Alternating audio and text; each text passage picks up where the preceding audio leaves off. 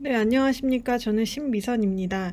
저는 이이지를 활용해서 소스 이미징을 할 때 이 소스 이미징의 성능을 향상시키기 위해 이어 이이지 기반의 포워드 모델링을 연구한 그 논문에 대해서 소개해 드리도록 하겠습니다. 이 논문은 2019년도에 Frontiers in Neuroscience라는 저널에 퍼블리시가 되었고요. 해당 저널은 임팩트 팩터가 5.152이고 뉴로사이언스 분야 Q2에 해당하는 논문입니다. 이 연구의 궁극적인 목표는 우리가 소스 이미징을 할 때 소스 이미징의 정확도를 향상시키기 위해서 기존에 있던 포워드 모델링에 어떤 귀의 해부학적인 정보를 추가를 해서 좀 더 정교한 포워드 모델링을 하자라는 게 목표고요. 그 모델 이름을 이어이지 포워드 모델이다 라고 얘기를 하고 있습니다. 그럼 여기서 우리가 궁금한 점이 생길 수도 있죠. 이 소스 이미징을 할 때 포워드 모델링이 뭔가 라는 점인데, 이 하단 그림은 사실 많이 보신 분들도 있을 거예요. 제가 발표할 때마다 얘기를 한 부분이긴 한데 처음 듣는 분도 있을 테니까 간략하게만 소개를 드리도록 하겠습니다. 그래서 우리가 이렇게 스캘프에서 뇌파를 측정을 하게 되면은 우리가 실제 신호원, 그러니까 콜텍스의 어느 부분에서 액티베이션이 됐는지는 알 수가 없죠.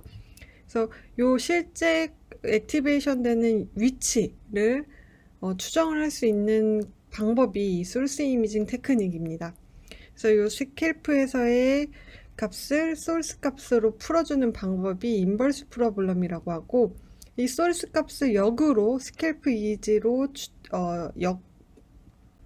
추산해주는 방법이 포워드 프로블럼이다 라고 얘기를 합니다.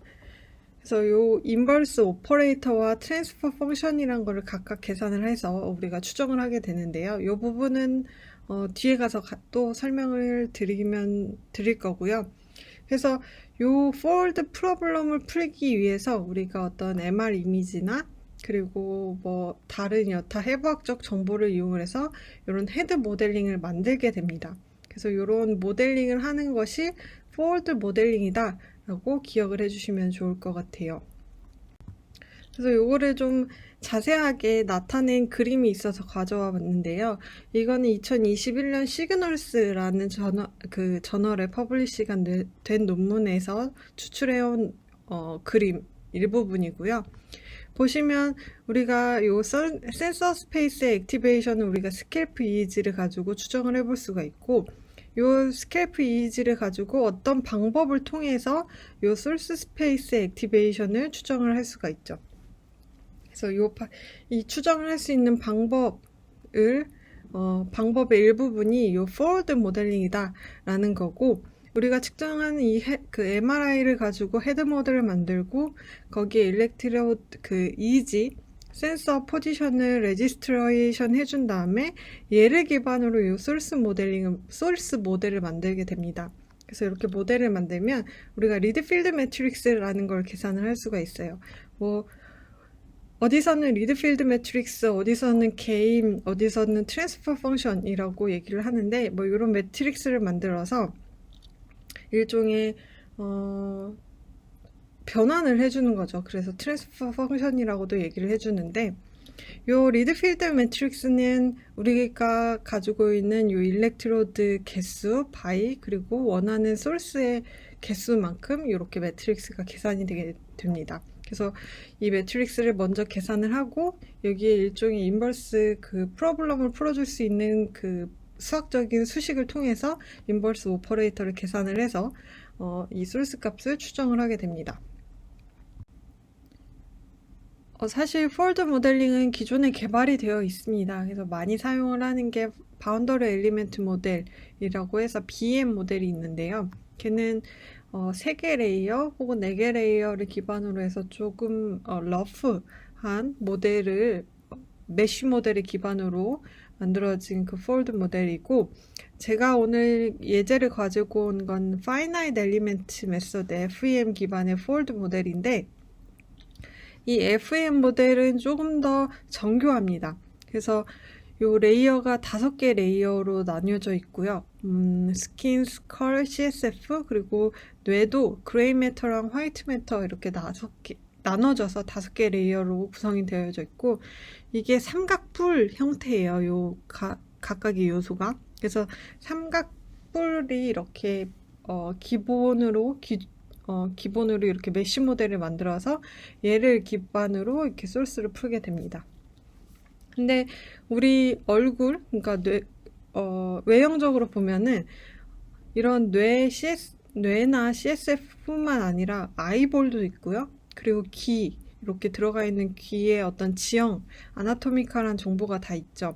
그래서 이런 정보를 가지고 어떤 포월드 모델링을 좀 더 정교화하게 되면 소스 이미징의 정확도를 높일 수가 있습니다. 실제로 기존에 제가 한양대 있을 때는 요 메쉬 모델을 아이볼까지 만들었었던 걸로 기억을 해요. 그래서 이 연구에서는 우리 헤드 모델에서 가지고 있는 다양한 아나토미컬한 정보 중에서도 귀와 관련된 해부학적 정보를 좀 더 정교하게 만든 이어 이즈 포워드 모델링을 만들겠다라는 것이 궁극적인 목표입니다. 그렇다면 이 이어 이즈 포워드 모델링을 사용을 해서 소스를 푸는 게 어떤 장점을 가지냐라는 생각이 들 수도 있을 거예요. 이 모델을 사용을 하게 된다면 우리가 가지고 있던 어떤 사전적인 지식, 어떤 스페시픽한 페노메논과 관련된 사전적인 지식과 관련된 뉴러널 액티비티를 우리가 이렇게 직접적으로 확인을 해볼 수가 있죠. 예를 들면은 조현병 같은 경우는 할루시네이션 증상이 있다라고 알려진 바 있잖아요. 근데 이 할루시네이션이 템포럴 영역의 뉴러널 액티비티와 관련이 있다라고 알려져 있습니다. 그래서 이 템포럴과 그리고 소리 자극이 앱노멀이 있기 때문에 이 귀와 관련된 이런 해부학적 정보를 가지고 포월드 모델링을 한다면 어떤 좀 더 정교하고 혹은 우리가 모르는 뉴런들의 액티비티를 추정을 해볼 수가 있지 않을까라는 장점이 있습니다. 그래서 이 연구를 시작하게 된 것 같고요. 그래서 이제부터는 메서드를 우리가 같이 알아보도록 하겠습니다. 그래서 전반적으로는 그냥 이어 이즈 포월드 모델링에 대한 메서드를 쭉 소개를 해주고 얘를 어떻게 이밸류에이션 했는가에 대한 정보를 주었습니다. 그래서 첫 번째로는 모델링에 대해서 우리가 같이 알아볼 건데요. 이 연구에서는 4명의 서브젝트의 데이터들이 사용이 됐습니다. 그래서 요 4명에게 모두 인디비주얼 MRI를 측정을 해서 모델링을 했고요. 요 MR 이미지를 4개 레이어, 브레인, 이너 스컬, 아우터 스컬, 그리고 스캘프 이렇게 4개 레이어로 나누어서 아까 말씀드렸던 BAM 모델을 만들었다고 합니다. 네, 우리가 이제 MR을 가지고 헤드 모델을 만들었으면 이제 귀 모델도 따로 만들어줘야 됩니다. 그래서 헤드 모델과 귀 모델을 따로따로 만들어서 결합을 하는 게 이 연구에서 하는 스트래티지고요. 귀 모델을 만들기 위해서는 3D 스캔드 이어 임프레션이라는 방법을 사용을 하는데 이 이어 임프레션은 간단히 생각해서 귓본을 뜬다라고 생각을 하면 돼요. 그래서 우리가 가지고 있는 귀의 어떤 지형적인 모형을 본따서 만들고 얘를 가지고 메쉬 그리드를 만들고요. 그리고 이 이어 임프레션을 기반으로 해서 이어피스도 만든다고 합니다. 이 이어피스는 궁극적으로 센서가 부착이 돼서 우리가 이어이즈를 측정을 할 때 사용되는 어떤 툴이고요. 그리고 이 이어피스에 5개 포인트가 이렇게 측정이 되게 됩니다. 이 5개 포인트는 포드셜 마커라고 해서 우리가 앞서 만든 헤드 모델과 이즈 모델을 결합시키는 얼라인먼트를 시킨다고 하는데 얼라인먼트 시킬 때 사용되는 위치 정보 입니다. 그래서 이렇게 측정이 되게 되고요.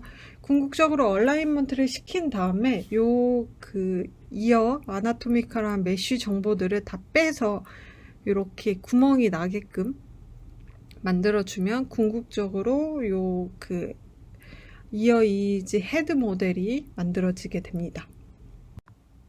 그래서 귀의 해부학적 정보까지 다 포함된 요 헤드 모델, 포월드 모델에 우리가 이제 이미지 정보를 얼라이먼트를 시켜줘야 돼요. 그러기 위한 EEG 정보들을 소개를 해드릴 텐데요. 보시면 요 검은색, 머리 위에 이렇게 검은색 점들은 128개의 스캘프 EEG입니다. 이 스캘프 EEG는 AGC의 일렉트로드를 기반으로 해서 측정이 됐다고 하고요. 샘플링 레이트는 2048입니다. 그리고 두 번째로는 귀 주변의 정보도 신호도 측정을 했어요. 그래서 이거는 around the ear 해서 뭐 CEEG 리드라고 하던데, 왼쪽 10개 그리고 오른쪽 10개 해서 총 20개의 CEEG 리드가 측정이 됐고, 얘는 드라이 일렉트로드를 사용을 했고요. 샘플링 레이트는 2000입니다.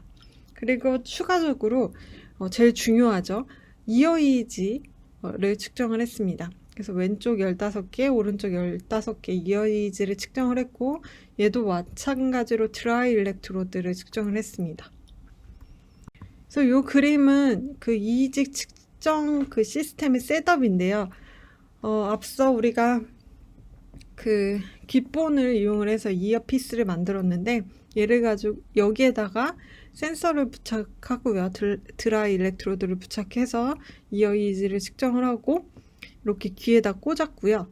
그리고 귀 주변에 이렇게 센서들을 부착을 해서 그 CEG 리드로 사용을 했고, 이렇게 부착한 다음에 요 위에 우리가 컨벤셔널하게 사용하는 요 스캘프 EEG 캡을 씌워서 뇌파를 측정을 했습니다.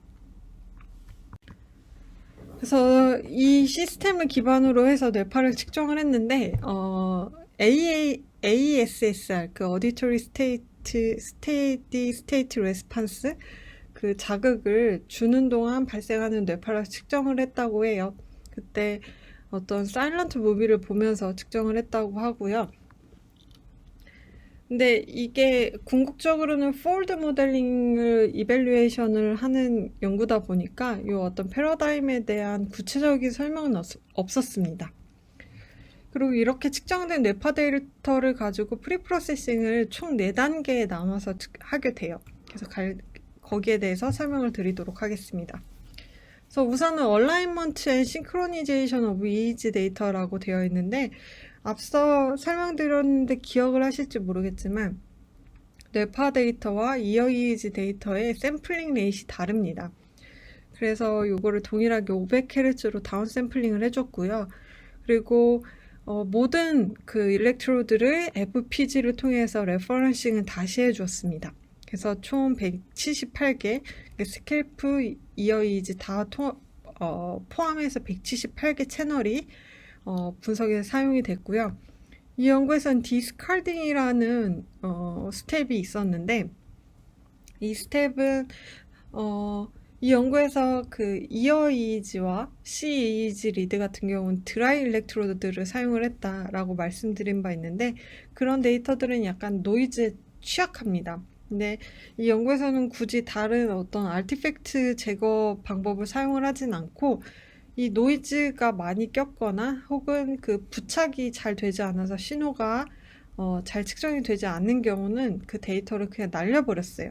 그래서 결론적으로 봤을 때 30개 이어 EEG에서는 6%가 제거가 됐고, 그리고 20개 CEG 리드 일렉트로드에서는 13%가 제거가 됐고요. 상대적으로 그 스캘프 EEG에서는 1%만 제거가 되는 이런 데이터 셋을 가지고 궁극적인 분석을 진행을 했습니다.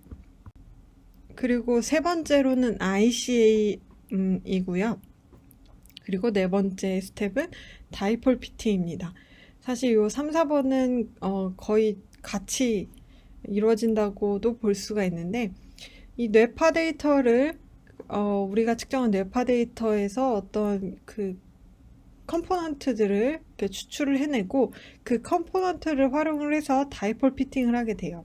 그래서 저는 이 방법이 생소해서 찾아보니까 많이 사용되는 방법이더라고요. 이지랩에서 이렇게 어떤 툴박스도 제공을 하고 있고요. 그래서 요 한 예를 가져왔는데, 사실 우리가 IC는 아티팩트 제거할 때 많이 사용을 하긴 하는데, 이 IC가 어떤 유니크한 컴포넌트를 추출을 해낼 때도 사용이 됩니다. 그래서 요것처럼 요 예제처럼 보시면 이런 컴포넌트를 추출을 해내면 얘를 가지고 다이폴을 이렇게 매핑을 시키면 이렇게 후드엽에 다이폴이 매핑이 잘 되는 걸 확인을 할 수가 있고, 이게 우리가 이렇게 헤드 모델에서 다이폴 매핑을 시킬 수 있을 뿐만 아니라 이 툴박스를 사용을 하게 되면은 이렇게 그 스캘프 상에서의 다이폴 위치도 이렇게 추정이 된다고 해요. 그래서 요거는 나중에 사용하실 분들은 사용을 하셔도 괜찮을 것 같아서 예제를 가져왔습니다. 이렇게 이런 식으로 수행이 되고요. 이 연구에서는 IC 컴포넌트를 추출을 할 때는 이어이지와 스캘프 이지를 다 사용을 해서 컴포넌트를 추출을 해내고, 이 다이폴 피팅을 할 때는 스캘프 이지만 가지고 피팅을 한다고 합니다. 그 이유는 아무래도 스캘프 이지만 사용을 했을 때 좀 더 정확하고 정확하게 피팅이 되지 않을까라는 어떤 가설에 의해서 그 스캘프 이지만 사용을 했고요. 그래서 요 스캘프 이지를 사용해서 한 개의 다이폴을 추출을 했고, 이걸 어떤 옵티멀한 그 로케이션과 오리엔테이션이다 라고 추정을 해서 이 포워드 모델을 이밸류에이션 할 때 사용을 했습니다. 그래서 이제는 이어이즈 포워드 모델을 이밸류에이션 하는 방법인데요. 이거는 우리가 아까 추출한 IC의 컴포넌트와 그리고 모델에서 추출한 어떤 코에피션트 간의 그 관련성을 기반으로 이 모델을 이밸류에이션 했다라고 얘기를 하고 있습니다. 그래서 이 부분이 저도 정말 어려워가지고 한참 읽었는데, 결론적으로는 이거예요. 이 코에피션트라는 게 이 사람들이 어떤 값을 추출을 해낸 것이 아니고, 이 아까 제가 말씀드렸잖아요. 이 포워드 모델을 만들면 그 리드필드 매트릭스 혹은 트랜스퍼 펑션이란 게 계산이 되는데, 우리가 어떤 다이폴 위치를 알고 있잖아요. 그 싱글 다이폴을 만들면 특정 위치에 대해서 정보를 가지고 있잖아요. 그럼 그 다이폴 위치와 매칭되는 요 리드필드 매트릭스 채널의 값들을 코에피션트라고 여기는 거예요. 그래서 우리가 추출한 요 ICA 그 코에피션트와 요 리드필드 매트릭스에서의 코에피션트 값을 가지고 상관을 본다거나 혹은 레지듀얼 베리언스 값을 계산을 한다거나 하는 등의 방법을 통해서 이밸류에이션을 했습니다. 그래서 결과를 보시면 요 각각 서브젝트에 대한 그 ICA와 그리고 그 리드필드 혹은 게인 매트릭스의 코에피션트 값에 레지듀얼 베리언스랑 코릴레이션 값을 이렇게 매핑을 해 놓은 결과입니다. 그래서 일단은 요 레지듀얼 베리언스를 기반으로 해서 연구자들이 설명을 했기 때문에 저도 이것을 기반으로 해서 말씀을 드리자면, 이 RV 같은 경우는 0에 가까울수록 요 ICA랑 그리고 모델의 값이 거의 동일하다. 그러니까 요 모델이 소스를 굉장히 잘 추출을 해낼 수가 있다라는 의미고요. 100에 가까울수록 모델이 아주 개판이다라는 이야기입니다. 그래서 보시면 요 A, B, C, D 모두 다 요 RV 값이 굉장히 낮은 것을 확인을 할 수가 있죠. 보시면 여긴 7.1, 8.5, 3.9, 4.2 이런 식으로 굉장히 낮은데, 평균적으로 6.8 정도로 이 RV가 굉장히 낮아서 요 모델이 굉장히 애큐레이트하다라고 얘기를 하고 있고요. 그리고 요 밑에는 코릴레이션 코에피션트 값입니다. 그래서 보시면 요 중간은 스캘프 이지만 가지고 코릴레이션 코에피션트 값을 계산을 한 거고, 요 왼쪽은 레프트 이어 이지, 그리고 요 오른쪽은 라이트 이어 이지를 가지고 코릴레이션 코에피션트를 계산을 한 거예요. 그래서 보시면은 스캘프 이지를 가지고 코릴레이션 코에피션트를 계산할 때는 굉장히 높은데, 상대적으로 요 이어 이지를 가지고서는 계산을 했을 때는 코릴레이션 코에피션트가 낮죠. 사실 얘는 높은 편이고, 보시면 요 그 서브젝트 B의 맨 마지막 값을 보시면 왼쪽의 코릴레이션 코에피션트는 0.08이에요. 거의 0에 가깝죠. 거의 다르다는 얘기입니다. 그래서 이거는 좀 랜덤하게 잘 매핑이 된다. 잘 된다라고 말하기도 어렵죠. 그래서 매핑이 랜덤하게 된다라는 것을 확인을 할 수가 있었고, 그래서 이 결과는 마지막 결과인데요. 이 특정 서브젝트의 IC5 컴포넌트를 가지고 요 이어 토포그래피를 나타낸 그림입니다. 그래서 요 컴포넌트 같은 경우는 RV도 7점대로 낮고요. 그리고 콜레이션 코에피션트도 스켈프도 높고, 그리고 이어 이지도 상대적으로 높은 편입니다. 그렇기 때문에 이 토포그래피를 보시면 그냥 IC의 그 토포그래피와 그리고 폴드 모델링의 이 코에피션트 값이 거의 비슷하게 유사하게 나타나는 것을 확인을 할 수가 있죠. 그래서 이 결과만 보면은 사실 이 모델링이 잘 됐다라고 말할 수 있겠지만, 우리가 아까 콜레이션 코에피션트가 막 0.08 이런 수준으로 나타나는 것도 확인을 했잖아요.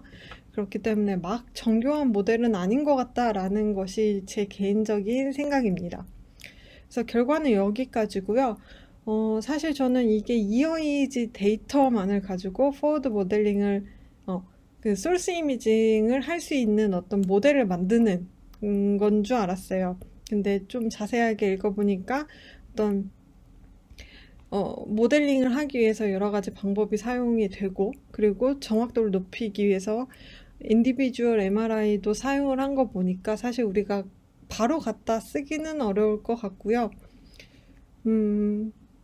그래서 이 연구를 좀 어떻게 활용을 해볼 수 있을까라고 고민이 많이 되긴 하는데, 아직까지는 이렇게 뚜렷한 아이디어는 없습니다. 그래서 좀 고민을 해봐야 될 부분인 것 같습니다. 그래서 오늘 발표는 여기까지고요. 그리고 오늘 논문이 사실 제가 생각했던 것보다 좀 어려운 내용들이 많아서 듣기에 어려우실 수도 있을 것 같아요. 그래서 그런 부분들은 댓글로 남겨주시거나 혹은 저한테 바로 오셔가지고 물어보시면 설명을 해드리도록 하겠습니다. 그래서 발표 듣느라 고생하셨고요. 오늘도 좋은 하루 보내시길 바라겠습니다.